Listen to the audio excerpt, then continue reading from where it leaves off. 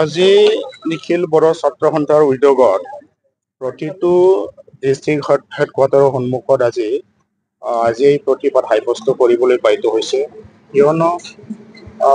Assam high court যিটো নেকি requirement যি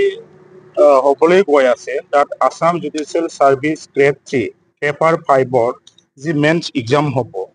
তাত বড়ো ভাষা অন্তৰ্ভুক্ত কৰিবলৈ নিখিল বড়ো ছাত্ৰ সন্থা several times state government আৰু হাই কোৰ্ট তেওঁলোকৰ লগ কৰিছোঁ, কথা পাতিছোঁ, বিভিন্ন ধৰণৰ বহুত আমাৰ মেমৰেণ্ডাম অৰ্পণ কৰা হৈছে, প্ৰেৰণ কৰা হৈছে। তথাপি আজিলৈকে এই মানে সমাধান যি সমস্যাৰ সমাধান এইটো চৰকাৰে গুৰুত্ব সহকাৰে লোৱা নাই। আমি আজি দেখা পালোঁ যে আছাম জুডিচিয়েল ছাৰ্ভিচ গ্ৰেড 3 আৰু লগতে junior administrative assistant district court official language proficiency তাত মানে 20 নম্বৰ বড়ো ভাষাৰ প্ৰশ্ন কাকত অন্তৰ্ভুক্ত কৰিব লাগিছিলে বড়ো ভাষাটো, কিন্তু এইটো কৰাটো আমি দেখিবলৈ নাপালোঁ। ইয়াৰ কাৰণে আজি নিখিল বড়ো ছাত্ৰ প্ৰতিটো ডিষ্ট্ৰিক্ট লেভেলত এই মানে প্ৰতিবাদ যি সাব্যস্ত যি এডভাৰটাইজমেণ্ট সেইটো আমি জ্বলাবলৈ ওলাইছোঁ।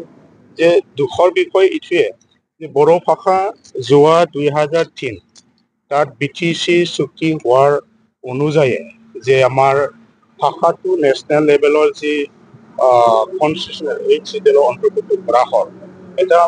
নেশ্যনেল লেভেলৰ মৰ্যাদাপূৰ্ণ এটা ভাষা জাতিৰ ভাষাটো তেনেকে আমাৰ ওপৰত যি বঞ্চিত কৰা বা বঞ্চনা কৰা এইটো আমি সহ্য কৰিবলৈ মানে খুব কষ্ট পাইছে, যাৰ কাৰণে আমি প্ৰতিবাদটো কৰিছোঁ। আৰু লগতে আপোনালোকে দেখিছে বা আমি সকলোৱে জানে যে যোৱা 2020 27 জানুৱাৰীত যি আকৌ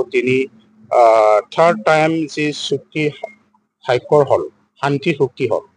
তাৰ জৰিয়তে আমাৰ বড়ো ভাষা অসমৰ অফিচিয়েল লেংগুৱেজ সহযোগী এটা ভাষা হিচাপে যিটো মৰ্যাদা লাভ কৰিছে। এইবিলাক হোৱাৰ স্বত্তেও আৰু য'ত আজি আমাৰ বড়ো ভাষাৰে UPC এক্সামে হওক বা APC এক্সামে হওক তাৰ অপশ্যনেল যিটো স্পেচ আছে আৰু ইউনিভাৰ্চিটি লেভেললৈকে আমাৰ যিটো গ্ৰাছৰুট লেভেল LP স্কুলৰ পৰা ইউনিভাৰ্চিটি লেভেললৈকে আমাৰ বড়ো ভাষা তেনেকে স্বীকৃতি লাভ পাইছে বা আমি মৰ্যাদা সেইটো পাইছে। এই স্বত্তেও যদি আমি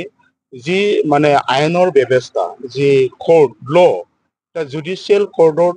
আমি যিটো বিচাৰিছে বড়ো ভাষা যিহেতু মৰ্যাদাপূৰ্ণ এটা ভাষা স্বীকৃতিপ্ৰাপ্ত এটা মানে বড়ো ভাষা, এই ভাষা যদি সন্মান তেনেকে নকৰে জুডিচিয়েল লেভেলত, সেইটো কাৰণে খুব আমি দুখিত আৰু তাৰ বাবে আমি খুব উজাৰি আজি এই প্ৰগ্ৰামটো আমি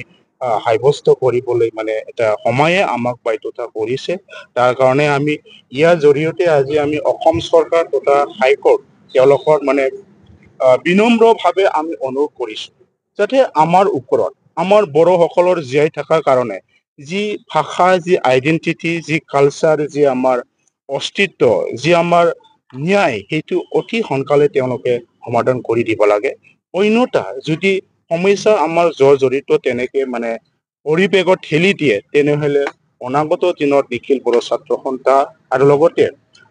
আমাৰ বড়ো জাতি হিচাপে আমাৰ পৰিচয়ৰ বাবে আমাৰ স্বীকৃতি আমাৰ চিনাকিৰ বাবে বা আমাৰ যি মৰ্যাদা সেইটো অক্ষুণ্ণ কৰাৰ বাবে কেতিয়াও আমি পিছুৱাই নাথাকিম, আমি আগবাঢ়ি যাম। যিখিনি কথা ক'ব লগা আছে, যিখিনি কৰিব লগা আছে আমাৰ সামাজিক হওক, অৰ্গেনাইজেশ্যন হওক, জাতিৰ স্বাৰ্থৰ বাবে নিখিল বড়ো ছাত্ৰ সন্থাই কঠোৰ পন্থা ল'বলৈ আমি নিশ্চয় বাধ্য হ'ব। তো গতিকে আমি অসম চৰকাৰৰ এতিয়াও সময় আছে আমাৰ লগত আণ্ডাৰষ্টেণ্ডিঙত বহি মেলি যাতে এই সমস্যাটো অতি সোনকালে বা শীঘ্ৰে সমাধানৰ পথ ওলাই দিয়ে সেইটো আমি অনুৰোধ কৰিছোঁ।